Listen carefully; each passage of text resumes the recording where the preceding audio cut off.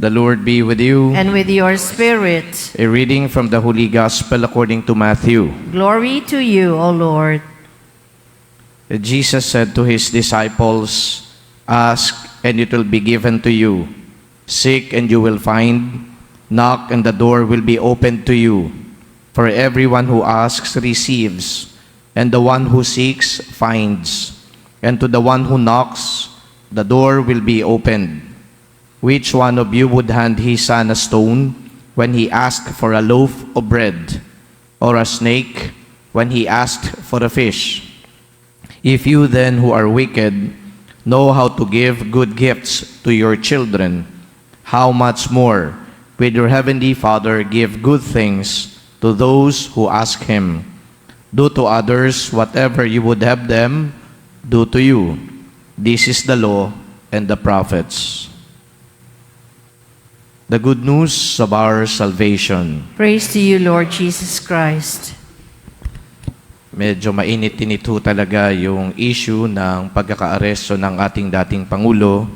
Ang dami-dami hong mga opinyon na napapakinggan po natin, napapanood, yung iba nababasa natin. Ako lang po ang unang-unang take ko dito because this is more of a legal issue. I would let lawyers to discuss all these issues. Ang hindi ho maganda dahil kahit ordinaryong mamamayan ay may sinasabi tungkol sa usaping ito. Kaya tuloy mas salong nagiging magulo para sa atin. So ulitin ko, yung mga eksperto sa batas, yung mga abogado, lalong-lalo na yung mga nag-aral ng international law, yun ang mas masarap na pakinggan. Sapagkat ang opinion nila ay opinion talaga na kanilang pinag-aralan, may expertise sila sa ganitong usapin. Kaya may mga nagtatanong ho sa akin, ako bilang representative ng Catholic Bishops' Conference of the Philippines, I refrain from commenting because I think that is the prudent thing to do. Hindi ko naman ho alam ang batas. Kung ano man ho ang opinion na sasabihin ko doon, baka naman ay makagulo pa.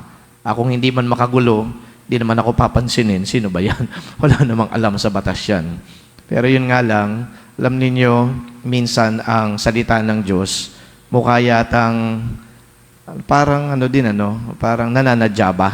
Bakit ka mo nananadya? O ito, babasahin ko sa uling bahagi. Do to others whatever you would have them do to you. This is the law and the prophets. So what does that mean? Siguro may mga ginawa ka. O tapos ngayon, ginagawang ka rin ang ginawa mo noon sa kanila. So parang ganun lang talaga, di ba?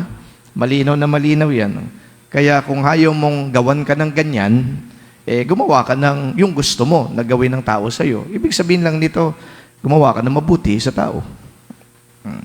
Pero yung nga lang, medyo yung paggawa nga ng mabuti sa tao, minsan, hindi ka din aani ng kabutihan Di ba? May mga pagkakataon, gumawa ka na ng mabuti, ikaw pa nagiging masama. Pero exceptions na lang yun. Pero ang talagang sabi dito, yung batas, at saka yung mga sinasabi ng propeta, kung ano ang gusto mo na gawin sa iyo ng tao, ganun din ang gawin mo sa kanila. Okay? So ngayon, ang dami-dami natin napapakinggan, di ba? May pang-aabuso daw, wala daw due process. Matagal din hong usapin yung due process na yan, di ba? Noon, na talagang kaliwat kanan yung patayan. Yan ang laging usapin, due process. Ngayon, sila naman ngayon ang umiiyak ng due process. Di ba? So, I don't know. I think the Word of God is what? It is really effective. Hindi lang noong unang panahon, pati ngayon. Kaya yung madalas kong sinasabi dito, mamuhay tayo ayon sa diwa, turo at salita ng Diyos. Yun sana ang maging pundasyon ng ating pamumuhay. I always emphasize that. The moment I stand up here and speak, I would always tell that ang buhay natin bilang mga Kristiyano, hindi buhay ng pagsunod lang sa gusto natin.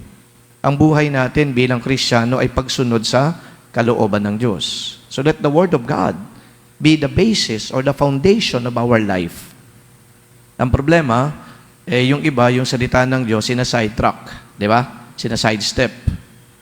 Yung mga tao na feeling nila, walang Diyos Ang kanilang paningin dito, yung Diyos parang, wala naman yan, hindi naman totoo yan. Diyos nga, magpapapako, ano yan, katangahan yan, di ba? Mga ganung bagay, ano? I'm not mocking anything, but I'm just trying to reflect on the situation. Di ba? So sabi ko, merong Diyos eh. Kahapon, in my homily, we heard of a king, the king of the Ninevites. At the bidding of Jonah, anong ginawa nung king na yun? Sabi niyo, sige, magsisi tayo sa ating kasalanan. Magbalik loob tayo sa Diyos. And they put on sackcloth and ashes. It was the king who led his people to repentance. Ang gandang pakinggan, ano? Yung hari, sumusunod sa Diyos. Ngayon, ano napakinggan niyo sa first reading? From the book of Esther, sabi ni Queen Esther, Lord, tulungan mo naman ako. I'm already orphaned. Protect me from my enemies. Nakadepende ang buhay ko sa iyo. King ito, queen ito, Anong ini-imply nito? Abay, dumedepende ako sa iyo, Lord. So imagine, for 2 consecutive days, we are reminded of 2 powerful people. And yet, they recognized that God is mightier, more powerful than them. Di ba ang gandang pakinggan na itong taong to, siya ay queen, reyna. Of course, she possessed power. Kahapon, the king of the Ninevites, he also possessed power. Ano ginawa nila? Ngayon at saka kahapon, they humbled themselves in front of God. There is a recognition that they are at the mercy of God. Ulitin ko yung last na yon. There is that recognition that they are at the mercy of God. Ganon din tayo.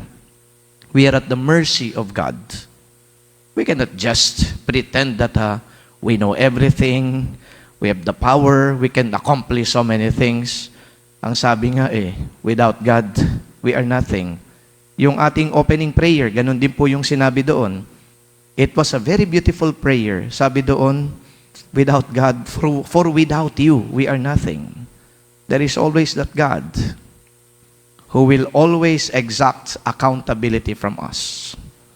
So sometimes, maybe at the height of power, not even power, at the height of our strength, we believe that we can do many things. Akong bahala dyan, magsusurvive ako.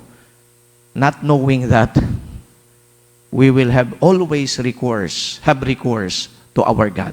I think this is a very practical message. Very timely pati. We will always have recourse to our God. Okay? Darating at darating yan. Because we are all at the mercy of God. We cannot pretend to be powerful. History will also tell us, the Romans, what did the Romans do? They persecuted Jesus. Yung mga lumusob noon sa Roman Empire, tinalo nila Roman Empire, ay mga Visigoths, mga Muslims, Ottomans, mga Turks, they ransacked Rome, hoping to, destroy even the church. Nasaan ngayon yung simbahan? Nakatayo pa rin, di ba? Nakatayo pa rin ang simbahan. All these empires in the world crumbled. What stands up? It is the church. The church is still there. The church of Christ. You see the lesson here.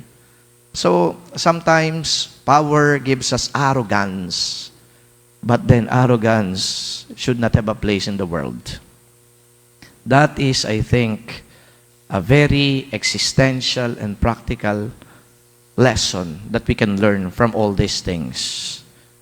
So bakit ba napunta tayo dyan sa usaping yan? Kasi mukhang timely naman yung mga readings Di naman ako nag-iimbento dito ng message. Nire-reiterate ko lang kung ano yung readings ngayon. Babalikan ko yun, Do to others whatever you would have them do to you. Do not be arrogant. Huwag nating ilagay sa ulo kapangyarihan.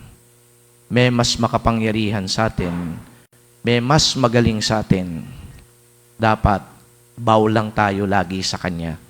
At ang tunay na pagpapakita na bow tayo sa Kanya, lagi tayong mamuhay ayon sa kalooban niya. Amen.